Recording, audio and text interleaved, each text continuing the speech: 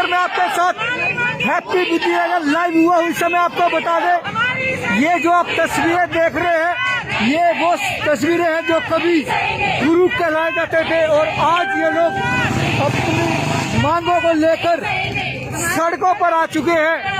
क्यों आए हैं सड़कों पर, क्या कारण है इनका, ये भी हम आपको सीधी लाइव तस्वीरों में बताएंगे। आपको बता दें कि एसडी विद्या मंदिर सोसाइटी, एसडी विद्या मंदिर हुड्डा के ये जो अध्यापकगण है आज अपनी मांगों को लेकर ये सड़कों पर आ गए हैं। क्यों सड़कों पर आए, क्या बात है, ये इनसे बातचीत करते हैं। मैम, क्या कारण है आप लोग शिक्षक आज सड़कों पर आए हैं? ये इस देश का बहुत बड़ा दुर्भाग्य है और स्कूल का दुर्भाग्य है। जिस स्कूल को हमने अपने हाथों से बनाया, आज उसी स्कूल में हमारी जगह नहीं रही। पेरेंट्स से 95% फीस ले रहे हैं और स्टाफ को फीस सैलरी नहीं दे रहे ये लोग। स्टाफ ने सैलरी मांगी तो एक लेटर दे दिया कि ये साइन करो, साइन करने से मना किया। लेटर में क्या था? लेटर में लिखा हुआ था जो हम करेंगे तुम्हें मंजूर होगा, पर वो किसी को मंजूर नहीं था। फिर कहते स्कूल से बाहर निकल क्या था, क्या था, क्या वो लेटर है उसमें ये था कि अभिभावक फीस नहीं दे रहे इसलिए हम आपको सैलरी नहीं दे रहे। तो हमने कहा तो 95% फीस दे रहे हैं, सैलरी क्यों नहीं? ये बोले स्कूल से बाहर निकल जाओ, हम नहीं देंगे। कौन थे वो? दरवाजे खुले, चेयरमैन और प्रिंसिपल दोनों अभी अंदर है वो लोग? अंदर है। स्कूल के क्या नाम है आपका? शकुंतला गर्ग। कितने टीचर्स हैं यहाँ इससे प्रभावित? 160 टीचर सारे प्रभावित हैं और मेरे को 28 साल नौकरी करते हुए हो गई यहाँ पे, मैं सबसे ज्यादा प्रभावित हूँ। और मैं भी प्रभावित, मुझे भी 28 साल हो गए। 28 साल हो गए, रिटायरमेंट नजदीक है और अब सैलरी भी कम देंगे तो फिर क्या फायदा हमारा? सारी जिंदगी देने का यही गिफ्ट मिला स्कूल से, तो पूरी सैलरी मिलनी चाहिए। जो रिटायरमेंट पे है या जो नए हैं, जब फीस पूरी ले रहे हैं तो सैलरी भी पूरी देनी चाहिए। क्या कारण है, क्यों नहीं दे पा रहे वो यही बिल्डिंग बना रहे हैं, नई स्विमिंग पूल बना रहे हैं, कभी कुछ करवा रहे हैं, स्कूल पे पैसा लगा रहे हैं। बाहर 6 सेक्टर में स्कूल खरीद लिया है, वो भी इसी स्कूल के पैसों का। अध्यापकों के लिए पैसा नहीं है स्कूल के पास सैलरी देने के लिए, बाकी सब चीजों के लिए पैसा है। अब अभिभावक कहते हैं भी हम पूरी फीस दे रहे हैं, आपको सैलरी क्यों नहीं मिल रही? पता नहीं थी हमें तो। अब ये बात तो चेयरमैन सर ही बता सकते हैं क्यों नहीं दे रहे हमें सैलरी। हम अपनी डिमांड ये रखते हैं कि हमें सैलरी पूरी दी जाए, सभी अध्यापकों को सैलरी पूरी दी जाए। कितने समय से आप लोग इस, जब से कोरोना हुआ तब से हमारी सैलरी 40% देते हैं, कभी 1 महीने की दी नहीं बीच में बिना बताए ही, और अब फिर 50%। अब दूसरे चेयरमैन सर आए थे, उनने तो पूरी दी 2 महीने भी, कहते हैं उन्हीं के पास जाओ जो काटी है, मैं क्या करूं? अब ये अपने तरीके से कहते हैं कि भाई जाओ, मेरे पास जगह नहीं है। फिर क्या नाम है आपका? मेरा नाम सुनीता शर्मा। तो आपको दिखा दे जो अध्यापक कितने प्रभावित हो रहे हैं। हमारे साथ और सर है, उनसे बातचीत करेंगे। सर, क्या समस्या आ रही है, क्यों ऐसा आप लोग? सैलरी की है जी, कोविड की आड़ में स्कूल वाले हमारे को तनख्वाह नहीं दे रहे और हमें बार बार 4 दिन से बुला के प्रताड़ित किया जा रहा है और हमारे साथ बोला हमें बेइज्जत किया जा रहा है कि अरे जबरदस्ती साइन करवाया जा रहा है फॉर्म। इसके ऊपर ये लिखा हुआ है कि कोविड की आड़ में मतलब जितने भी पैसे हम देंगे आपको उतने ही लेने पड़ेंगे। ये कोई जब तक कितने % सैलरी मिल रही है? हमें तो मिल ही नहीं रही पिछले 3 महीने से। नहीं, ये जो कमेंटमेंट किया जा रहा है अभी कोई कमेंटमेंट नहीं है अभी, बिल्कुल भी। ये बोला, ये लिखवा लिया कुछ टीचरों से जबरदस्ती कि भाई जितनी हम देंगे उतनी आपको लेनी पड़ेगी। कितनी थी और कितनी दे रहे हैं? अभी तो दी नहीं है इन्होंने, 3 महीने से तो दी नहीं है सैलरी। अच्छा, हाँ जी, 3 महीने से तो दी नहीं है। तो बच्चों की पढ़ाई रेगुलर चल रही थी? बच्चों की पढ़ाई रेगुलर चल रही है, बच्चों को हम लॉस नहीं होने देंगे, बच्चों को हम ऐसे के ऐसे ही पढ़ाते रहेंगे। मगर हम अपना जो मांग भी, जो डिमांड वो भी रखेंगे, हमारी प्रशासन से मांग है कि इनके खिलाफ कार्रवाई होनी चाहिए। ये जो यहाँ लुटेरे बैठे हैं, बच्चों से फीस पूरी ले रहे हैं और अपने स्टाफ को तनख्वाह नहीं दे रहे हैं। तो पहले रोड पे आने से पहले मैनेजमेंट से कोई बातचीत भी हुई? चेयरमैन साहब से आज भी बात हुई है, 4 दिन से बात हो रही है और आज इन्होंने बड़ी बुरी तरह से स्टाफ को धमकाया, जहाँ तुम्हारा दिल करता चले जाओ, निकल जाओ, कहीं और नौकरी कर लो। मैं 2.5 साल से यहाँ नौकरी कर रहा हूँ स्कूल में, मैं कहाँ पे जाऊँगा? मैं रिटायर होने पे आया हूँ।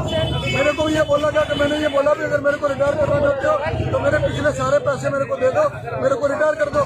उसके लिए भी इन्होंने मना कर दिया। मेरी खुद की 3 महीने से चल रही है, 1 पैसा भी नहीं आई है, मैं कहाँ से गुजारा करूँ? परिवार में भी दिक्कत आ रही होगी पालने में? बिल्कुल दिक्कत आ रही है, उधार देने वाला बंद करके वो तो दिक्कत है, तेरी पत्नी सैलरी आनी है कि नहीं आनी है, कहाँ से पढ़ूँ मैं अपने बच्चों को? आगामी क्या रणनीति रहेगी? आगामी रणनीति ये है कि ज्यादा तंग करेगा तो मैं यहाँ फांसी खा दूंगा इस गेट के ऊपर, इस चेयरमैन के नाम पे और इस प्रिंसिपल के नाम पे।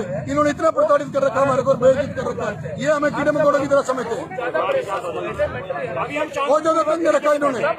अभी हम शांतिपूर्वक तरीके से बैठे हैं, शांतिपूर्वक तरीके से ही बैठे रहेंगे जब तक हमारी मांगे पूरी नहीं होंगी। उम्मीद है प्रशासन हमारा साथ देगा और टीचर जो इतनी बुरी पोजीशन से गुजर रहे हैं हमारी पोजीशन को समझेगा, साथ देगा, समाज हमारा साथ देगा और हमें एक इज्जत तरीके से साथ जैसे उधार मांग के जी रहे हैं, इज्जत के साथ जी रहे हैं। क्या नाम है सर आपका? मेरा नाम अतुल है जी। आपको बता दें, देखिए कितने अध्यापक पीड़ित हो रहे हैं। इन्होंने इतना तक कह दिया कि अगर मैनेजमेंट हमें इंसाफ नहीं देगा तो हम यहीं फांसी लगाकर अपनी जीवन लीला को समाप्त कर देंगे। इंडिया की आवाज के माध्यम से आपको सीधी लाइव तस्वीरें दिखा रहे हैं। आप देख रहे हैं इंडिया की आवाज। और आपको बता दें, कल तक ये जो शिक्षक बच्चों को पढ़ाया करते थे आज इतने प्रताड़ित हो चुके हैं, ये लोग आत्महत्या करने के लिए भी मजबूर हो चुके हैं। देखना ये होगा कि क्या ऐसी सोसाइटी मैनेजमेंट इनकी बातों को मानेगी या ऐसे हट वाला रवैया चलता रहेगा। आखिरी में अंत में फिर अध्यापक यही बैठेगा। इंडिया की आवाज के लिए, इंडिया की आवाज के लिए हैप्पी बुद्धि राजा की एक खास रिपोर्ट। उनसे पूछा होगा, कोई नॉलेज में नहीं है क्या है सर वो कह रही है मतलब नहीं, ऐसा नहीं है। फीस बहुत कम आ रही है, जितनी फीस आ रही है उससे ज़्यादा इनको सैलरी दे रहे हैं। किसी की कोई सैलरी नहीं रुकी है, सबको जा रही है। किसी काम से बच्चों को स्कूल खोलना है, मैं ये समझता हूँ उनको प्रॉब्लम है, भाई अब आना पड़ेगा, पूरा टाइम लगेगा। किसी को जवाब दिया है ना, किसी की कोई सैलरी रुकी है, कोई बाउंड एग्रीमेंट साइन नहीं कराया। ये आरोप लगा रहे हैं कि मतलब जब से आप चेयरमैन आए हैं जब से इनकी सैलरी को लेकर कोई दिक्कत आ रही है। मैं तो वही 6 साल पहले भी रह के गया हूँ, कोई प्रॉब्लम नहीं आई है। ये सब पता नहीं क्या है, उनको आए तो कोई बात करें, यहाँ पे आए, क्या दिक्कत है? सुबह आए भी थे सर बात करने के लिए आप लोगों से, सुबह लोग आए। बातचीत तो स्कूल में आए हुए थे, बातचीत का क्या, स्कूल में आए थे ठीक है। मैनेजमेंट ने क्या कहा? मैनेजमेंट ने यही कहा भाई आप आओ, आकर पढ़ाई शुरू कराओ। यहाँ पे बच्चों ने अब आना शुरू कर दिया, गवर्नमेंट के इंस्ट्रक्शंस हैं, 6ठी से लेके और 12वीं तक खुल रहा है, तो आप आके यहाँ पे पढ़ाओ। टीचर को जवाब दिया है ना, किसी को कुछ किया है। जिसको कोई प्रॉब्लम आए तो आके बात कर सकता है। मैं चेयरमैन एससी विद्या मंदिर सतीश चंद्रा। नहीं चलेगा। हमारी सैलरी पूरी दो, हमारी सैलरी पूरी दो, हमारी सैलरी पूरी दो, हमारा शोषण मत करो। अत्याचार नहीं चलेगा, अत्याचार नहीं सहेंगे, अत्याचार नहीं सहेंगे। हमारी मांगे पूरी करो, हमारी मांगे पूरी करो, हमारी मांगे पूरी करो, हमारी मांगे पूरी करो। अत्याचार नहीं सहेंगे, अत्याचार नहीं सहेंगे, करो हमारी मांगे पूरी करो, हमारी मांगे पूरी करो, हमारी मांगे पूरी करो। अत्याचार नहीं सहेंगे, अत्याचार नहीं सहेंगे।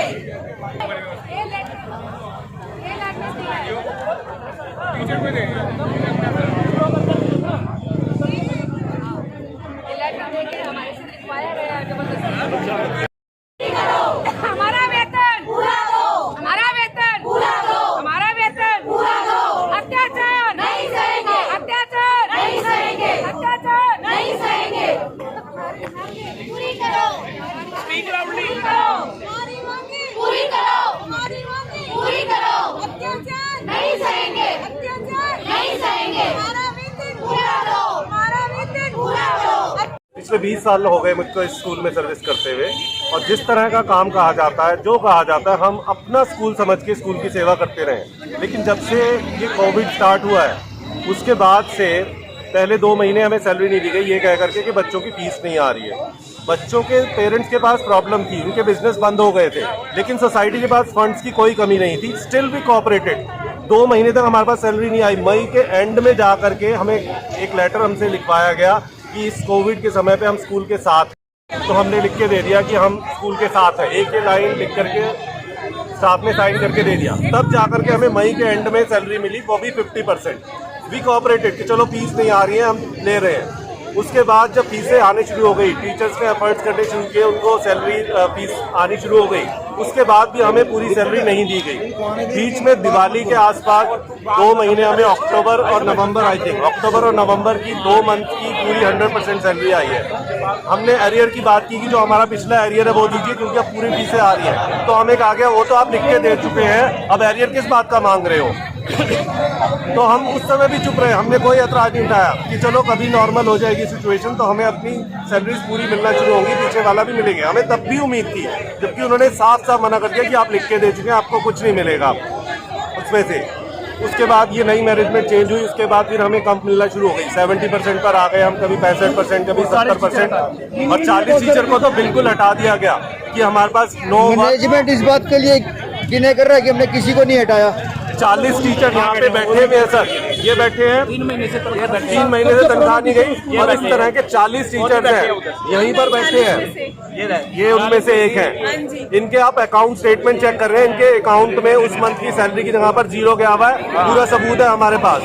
आप इनके अकाउंट स्टेटमेंट बैंक से चेक कर सकते हैं, ये नहीं देंगे तो बैंक में इसका सबूत मिलेगा कि इनको सैलरी नहीं मिली है। और ये कैसे कह सकते हैं कि हमने सबको सैलरी दी है। We तो have got proofs और everything, और अब हमें ये लेटर लिखने के लिए कहा जा रहा है। हालांकि हमें 50%, 20 साल की 25 साल की सैलरी, 28 साल की सैलरी ले लो, हमें जो रिटायरमेंट के बाद बेनिफिट्स मिलने वाले हैं वो सब खत्म हो जाएंगे। हम अपने बच्चों का बुढ़ापे में कैसे करेंगे, हमें उनकी जो जरूरतें हैं, हमारी जो जरूरतें होंगी, हमारी बीमारी होगी, उसका हम कैसे पूरा करेंगे। हम मर जाएंगे इनकी वजह से। इनके स्विमिंग पूल बनने जरूरी है, इनके कंस्ट्रक्शन जरूरी है, लेकिन हमारी सैलरी देने के लिए इनके पास पैसा नहीं है कि और क्या चाहते हैं। अब इसके बाद भी अगर हम ये कदम ना उठाते तो they would have crushed us, totally crushed. ये लोग चाहते थे कि हम में से 2-4 मर जाए, उनके घर पे रोटी नहीं आ रही है वो मर जाए, ये चाहते थे, दरवाजे से बाहर चले जाओ। हमारा स्कूल है, हम 20 साल से इसकी स्कूल की सेवा कर रहे हैं। इन मैनेजमेंट के लिए तो 3 साल के लिए आती है और फिर बदल जाते हैं, तो ये चाहते हैं हम इनकी वजह से स्कूल छोड़ के चले जाएंगे। हमारा स्कूल है, हम स्कूल को छोड़ के नहीं जाएंगे। और मैं कल भी पढ़ाऊंगा, मैं अगर सारी रात भी यहाँ पर बैठा रहा धरने पर